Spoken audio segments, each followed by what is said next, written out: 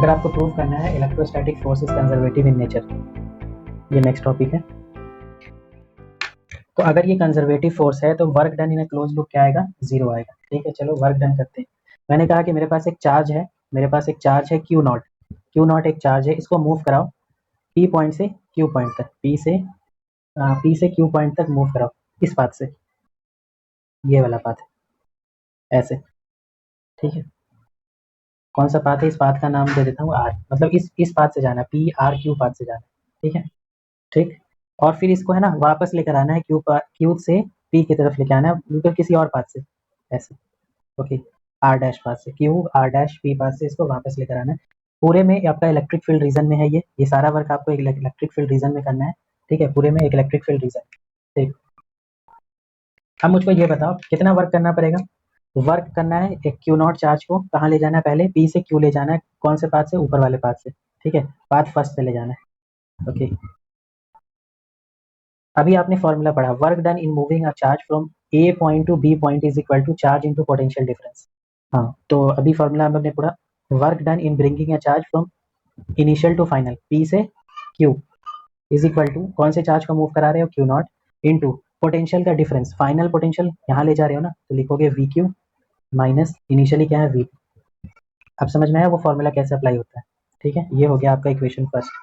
ठीक, अब आपको कहाँ से ले जाना है, क्यू पॉइंट से पी पॉइंट पर ले जाना है, नीचे वाले पाथ से। तो फिर लिखोगे work done in moving a charge from Q to P is equal to कौन से चार्ज को मूव करा रहे हो, क्यू नॉट चार्ज को, कहाँ से कहाँ, यहाँ से यहाँ। तो पोटेंशियल का कितना डिफरेंस है, तो यहाँ का पोटेंशियल कितना है, final potential V P minus initial potential we Q. ठीक है, ये हो गया आपका इक्वेशन 2। देखते हैं टोटल वर्क डन कितना आता है। Total work done, total work done के लिए दोनों को ऐड करो, इसको इससे मल्टीप्लाई भी करते हैं। देखो सारे टर्म्स आई थिंक कटने वाले हैं, क्यू नॉट माइनस जीरो हो गया। Total work done, total work done क्या आ रहा है क्लोज लूप में, टोटल वर्क डन इन ए क्लोज लूप क्या आ रहा है, जीरो आ रहा है। इससे प्रूफ होता है कि आपका जो इलेक्ट्रोस्टैटिक फोर्स है वो कंजर्वेटिव नेचर का है। मतलब सिस्टम को आपने जितना एनर्जी दिया पी से क्यू तक ले जाने में, वो सब एनर्जी आपको वापस मिल गया जब आप क्यू से पी को वापस आ रहे थे। ठीक है, तो इस तरह से आप प्रूफ कर सकते हो, छोटा सा प्रूफ है। इस तरह से ये प्रूफ हो गया कि आपका जो इलेक्ट्रोस्टैटिक फोर्स है वो कंजर्वेटिव नेचर का होता है। ठीक है, और अगर मैं आपसे पूछूं कि किसी पॉइंट चार्ज की वजह से पोटेंशियल डिफाइन करो, potential due to a point charge, जैसे आपने डिफाइन किया था ना electric field due to a point charge, अब आप डिफाइन करो potential due to a point charge. बहुत ही छोटा सा आपका यहाँ पर प्रूफ है, तो इसलिए मैं यहीं पर कर देता हूँ। बाकी नोट्स में बहुत अच्छे से डिराइव किया हुआ है। ठीक है, तो उसमें आप देख लेना। देखो मेरा टॉपिक है potential due two point charge. पहले मैं कॉन्सेप्ट समझा देता हूँ कि ये कहना क्या चाह रहा है, डेरिवेशन तो बहुत छोटा सा है। Potential due two point charge का मतलब ये हो गया कि मान लो आपके पास एक चार्ज है क्यू, ठीक है, और मैंने कहा कि बताओ पी पॉइंट पर, इससे आर डिस्टेंस पी पॉइंट पर पोटेंशियल क्या है। इसका मतलब समझो, बहुत लोगों को तो समझ में नहीं आती ये होता क्या है पोटेंशियल का मतलब। ठीक है, देखो इसका डिफिनेशन ये है, इसको कॉन्सेप्ट से समझो। अ, अगर मैं कह रहा हूँ मेरे पास एक चार्ज है क्यू, इससे आर डिस्टेंस पॉइंट पी पर पोटेंशियल क्या होगा, तो पहले समझो पोटेंशियल होता है क्या, कई बार कह चुका हूँ मगर अब उसको समझना ईजिली है, समझना आपके लिए। अगर मैं कह रहा हूँ कि चार्ज क्यू की वजह से पी पॉइंट पर जो आर डिस्टेंस पर है पोटेंशियल बताओ क्या होगा, तो इसका मतलब ये हो गया कि आप पहले इन्फिनिटी पर चले जाओ। ओके, और यूनिट इन्फिनिटी पर एक टेस्ट चार्ज ले लो Q, unit positive test charge. ठीक है, यूनिट पॉजिटिव टेस्ट चार्ज, और इस टेस्ट चार्ज को है ना आप धीरे धीरे कहाँ लेकर आओ, इस पॉइंट पर लेकर आना स्टार्ट करो, इन्फिनिटी से यहाँ पर, इन्फिनिटी से यहाँ पर। इन्फिनिटी का मतलब समझते हो ना, इसके इलेक्ट्रिक फील्ड रीजन से बाहर।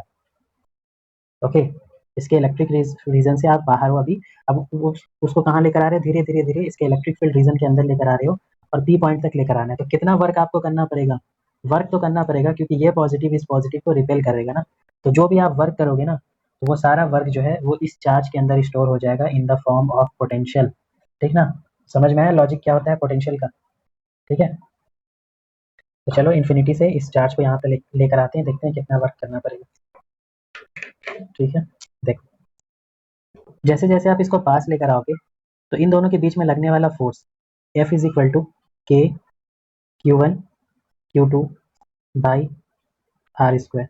ठीक है, तो आप एक चीज़ नोटिस करो, जैसे जैसे आप इसको पास लेकर आओगे तो आपका जो फोर्स है वो चेंज करेगा। क्यों? क्योंकि इन दोनों के बीच का जो गैप है ये आर, ये चेंज हो रहा है। ठीक है, तो इस पर लगने वाला फोर्स जो है वो कंटिन्यूसली चेंज हो रहा है। मतलब यहाँ पर आपका जो फोर्स है वो किसका फंक्शन है? आर का फंक्शन है, डेट इज सेपरेशन का फंक्शन। तो इस केस में अगर आपको वर्क डन निकालना है तो आप डायरेक्ट फोर्स इंटू डिस्प्लेसमेंट वाला फॉर्मूला नहीं यूज कर सकते हो। आपको पता होना चाहिए कि जब आपका फोर्स वेरिएबल होता है तो आप सबसे पहले एक छोटा सा वर्क डन निकालते हो छोटे से डिस्प्लेसमेंट के लिए, ठीक ना, और पूरे के लिए आप इंटीग्रेट कर देते हो। ठीक, तो मैं क्या करता हूँ कि मान लेता हूँ किसी इंस्टेंट ऑफ टाइम इन दोनों के बीच का गैप कितना था? एक्स था। ठीक है, और आप एक्स था, ओके, और वो कहाँ पर था? क्यू पॉइंट पर था, और उसने एक छोटा सा डिस्प्लेसमेंट दिया डी एक्स। ओके, तो छोटा सा एक वर्क डन हुआ D W. D W is equal to force into displacement, force into displacement. ठीक है, फोर्स इंटू डिस्प्लेसमेंट, ये कौन सा फोर्स है जो आप लगा रहे हो ना, एक्सटर्नल फोर्स इस डायरेक्शन में। ठीक है, फील्ड फोर्स तो इस डायरेक्शन में लग रहा है ना, इधर एफ ई। ओके,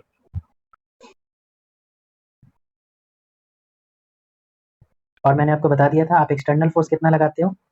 जितना फील्ड फोर्स लगता है, ताकि नेट फोर्स क्या हो जाता है? जीरो, एक्सेलरेशन क्या हो जाता है? जीरो, और वो कांस्टेंट वेलोसिटी से धीरे धीरे धीरे इस तरफ आएगा। तो मैं ई एफ एक्सटर्नल की जगह क्या लिखने वाला हूँ? माइनस एफ ई लिखने वाला हूँ। ओके, क्योंकि मुझको इसका फॉर्मूला पता है यहाँ पर से, minus F E D x. Okay, और वैसे भी लॉजिक भी ये है कि फोर्स इधर लग रहा है, डिस्प्लेसमेंट इधर हो रहा है, तो ये माइनस हो जाएगा अगर work done in case of electric field लिखा जाए तो। ठीक, डी डब्ल्यू। ठीक, टोटल वर्क डन।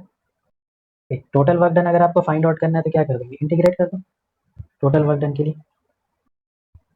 चलो लिमिट बताओ आप, लिमिट बोलो। स्टार्टिंग में सेपरेशन कितना था? इन्फिनिटी। स्टार्टिंग में इन्फिनिटी था, कहाँ तक सेपरेशन घटा के करना है? आर तक। ठीक है, बस। एफ का फॉर्मूला पता है,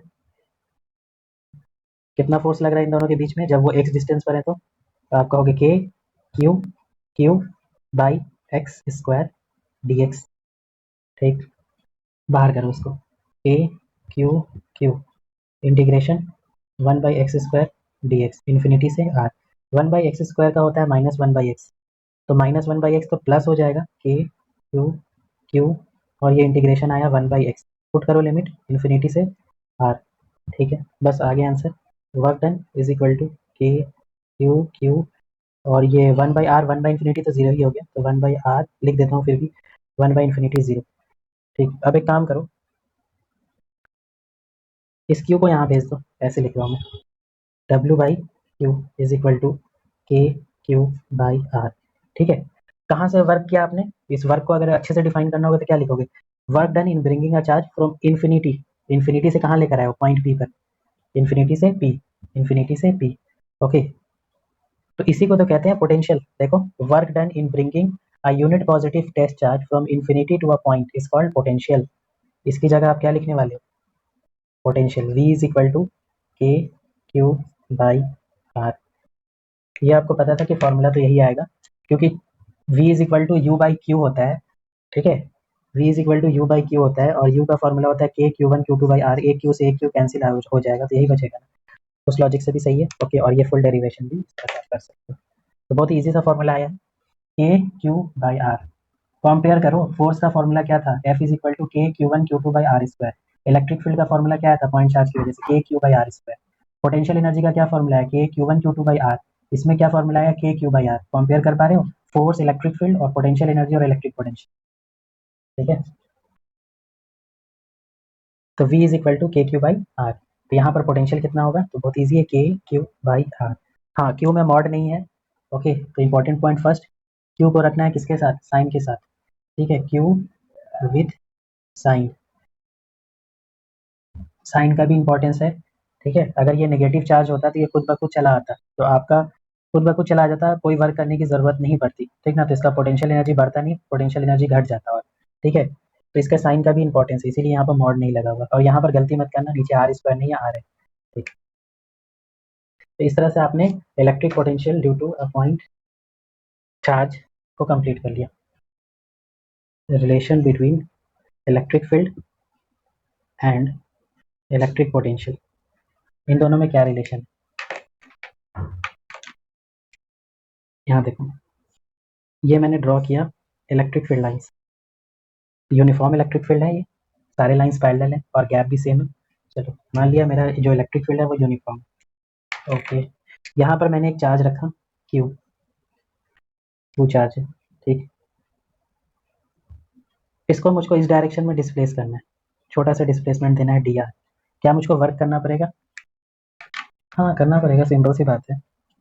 ओके, यहाँ देखो, आपने पढ़ा है ना किसी भी यूनिफॉर्म इलेक्ट्रिक फील्ड में जब आप किसी चार्ज को प्लेस करते हो तो उस पर फोर्स लगता है, F equal to Q E force लगता है। कौन से डायरेक्शन में? तो अगर पॉजिटिव चार्ज है तो उसी डायरेक्शन में लगेगा जिस डायरेक्शन में इलेक्ट्रिक फील्ड है। ये फोर्स लगा इस पर, क्यू ई। इस फोर्स के अगेंस्ट आपको वर्क करना पड़ेगा क्योंकि आप डिस्प्लेसमेंट इस डायरेक्शन में देना चाह रहे हो, तो आपको वर्क करना पड़ेगा, ठीक ना। कितना वर्क करना पड़ेगा देख लेते हैं। छोटा सा डिस्प्लेसमेंट दिया तो छोटा सा वर्क करना पड़ेगा। Work done is equal to force into displacement. Okay, force आपने कितना लगाया, एक्सटर्नल फोर्स, डिस्प्लेसमेंट कितना दिया, डी आर दिया, ठीक है। आपका फोर्स जो है वो फील्ड फोर्स के क्या होना चाहिए, इक्वल एंड अपोजिट होना चाहिए, इसीलिए मैंने एफ एक्सटर्नल की जगह क्या लिख दिया, minus F E D R. Okay, F E का वैल्यू क्या है, क्यू ई के इक्वल है, तो minus Q, okay sorry, work done का फॉर्मूला होता है एफ डॉट डी आर, ठीक है। F dot D R, Q, F की जगह क्या लिख दिया, Q E, E dot D R, ठीक, डी डब्ल्यू। यहाँ पर एक काम करो, D W by Q is equal to E dot D R, minus यहाँ पर है। वर्क डन पर यूनिट चार्ज को क्या कहते हैं, डब्ल्यू बाई क्यू को क्या कहते हैं, पोटेंशियल। ओके, ठीक है, मगर यहाँ पर क्या है, डी डब्ल्यू है। डी डब्ल्यू का मतलब समझ रहे हो, चेंज।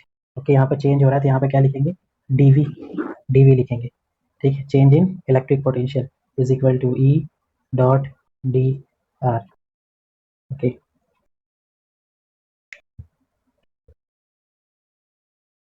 या इसको ऐसे लिखो, minus D V is equal to E dot D R. समझाता हूँ ये कहना क्या चाह रहा है। ओके, और अगर आपको कंप्लीट पोटेंशियल निकालना है तो V is equal to minus integration E dot D R, ठीक।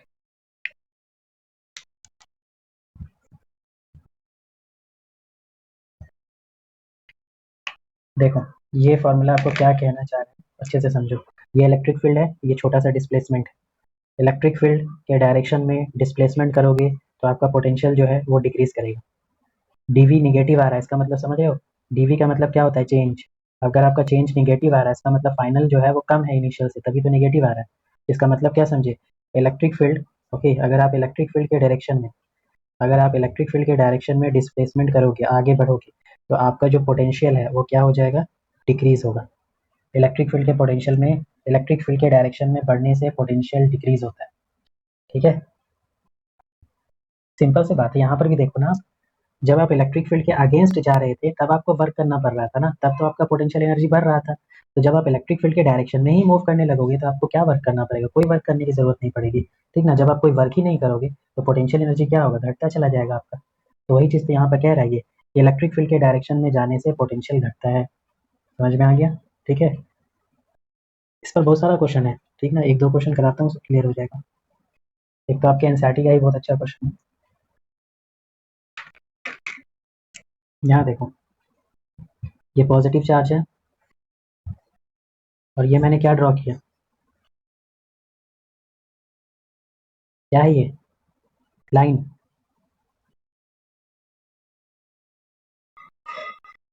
इसको क्या कहते हैं, इसको कहते हैं इलेक्ट्रिक लाइन ऑफ फोर्स या इलेक्ट्रिक फील्ड लाइंस, ठीक है। और पॉजिटिव चार्ज की वजह से क्या होता है, रेडियली आउटवर्ड डायरेक्शन होता है, ठीक।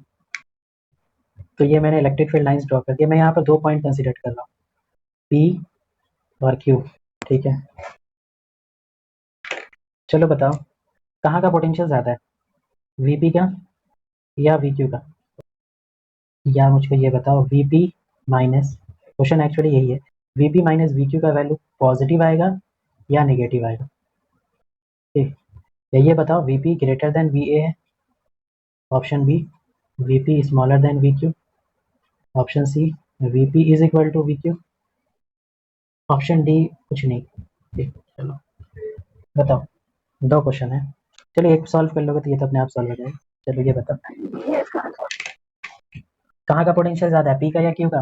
क्या यहाँ पे लिखा हुआ है, इलेक्ट्रिक फील्ड के डायरेक्शन में बढ़ने से पोटेंशियल घटता है। इलेक्ट्रिक फील्ड के डायरेक्शन में बढ़ने से पोटेंशियल घटता है, तो सही कहा आपने। इलेक्ट्रिक फील्ड का डायरेक्शन क्या है, रेडियली आउटवर्ड है, ये सब क्या है, इलेक्ट्रिक फील्ड का डायरेक्शन है, आगे बढ़ रहे हो आप, ठीक ना। तो इसका मतलब आगे बढ़ रहे हो, क्यू पॉइंट का पोटेंशियल जो है वो पी पॉइंट के पोटेंशियल से कम है, मतलब ऑप्शन जो है V P is greater than we Q. Okay, यहाँ का पोटेंशियल ज़्यादा है, यहाँ का पोटेंशियल कम है, क्योंकि आप इलेक्ट्रिक फील्ड के डायरेक्शन में आगे बढ़ने से पोटेंशियल घटता है, तो जैसे जैसे आप पी से आगे बढ़ रहे हो आपका पोटेंशियल डिक्रीज कर रहा है। इसका मतलब V P minus we Q का वैल्यू जो है वो पॉजिटिव आएगा। ठीक है, फिर समझो, ये आपका इलेक्ट्रिक फील्ड लाइन्स है, ठीक है, यूनिफॉर्म इलेक्ट्रिक फील्ड लाइन्स। यहाँ पर मैंने 3 पॉइंट कंसिडर किया, चलो 4 पॉइंट कंसिडर किया, A B C D. Comment करो इनके पोटेंशियल पर।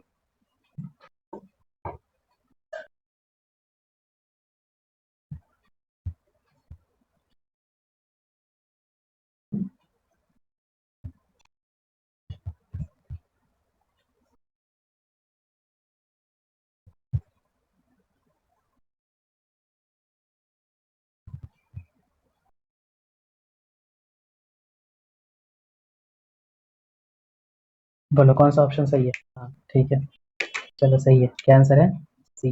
इलेक्ट्रिक फील्ड के डायरेक्शन में जैसे जैसे आप आगे बढ़ोगे आपका पोटेंशियल घटेगा, तो सबसे कम पोटेंशियल किसका आने वाला है, डी का। ओके, और इन दोनों सेम पोजीशन पर है, तो इन दोनों का सेम होगा, मगर इससे जो है कम होगा, क्योंकि सबसे दूर जो है वो ये ए है। ठीक है, चलो ये बताओ, निगेटिव चार्ज है ये,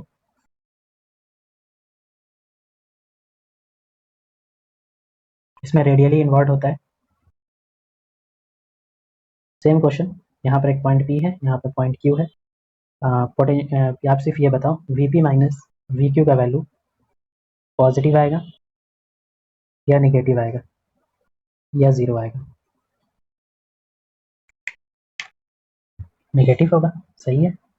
ठीक है, कहाँ का पोटेंशियल ज़्यादा है, इलेक्ट्रिक फील्ड के डायरेक्शन में आगे बढ़ोगे पोटेंशियल घटेगा। इलेक्ट्रिक फील्ड का डायरेक्शन क्या है, ये डायरेक्शन है, ऐसे है डायरेक्शन इलेक्ट्रिक फील्ड का। तो जैसे जैसे आप इलेक्ट्रिक फील्ड के डायरेक्शन में बढ़ोगे तो पोटेंशियल घटेगा, इसका मतलब वीपी का जो पोटेंशियल है कम है as compare to V Q. Okay, answer हो गया।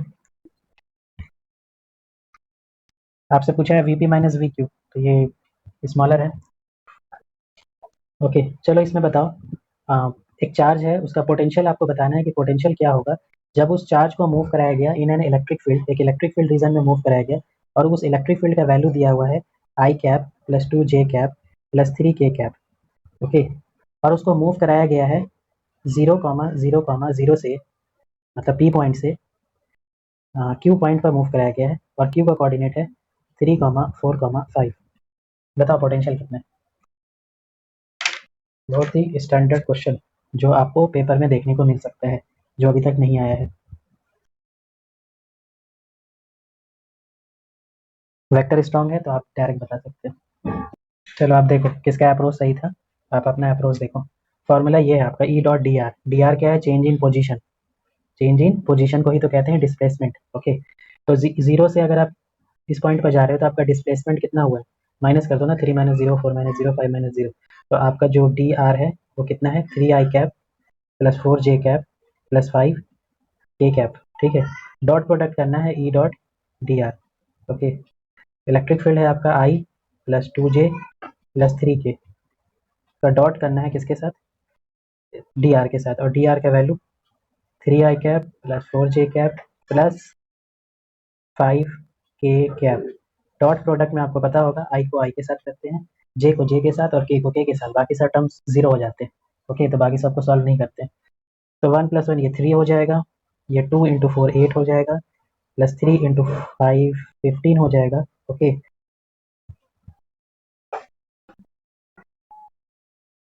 26 आ रहा है। ठीक है, मगर यहाँ पर छोटा सा गलती है जो आप मत करना, यहाँ पर फॉर्मूले में माइनस भी है, v is equal to minus E dot D R है। ठीक है, तो आंसर कितना होगा, -26। ऑप्शन दोनों दिया होगा, तो 26 माइनस में आंसर होगा, क्योंकि v इज इक्वल टू क्या होता है, minus E dot D are होता है। ठीक, ये माइनस आंसर।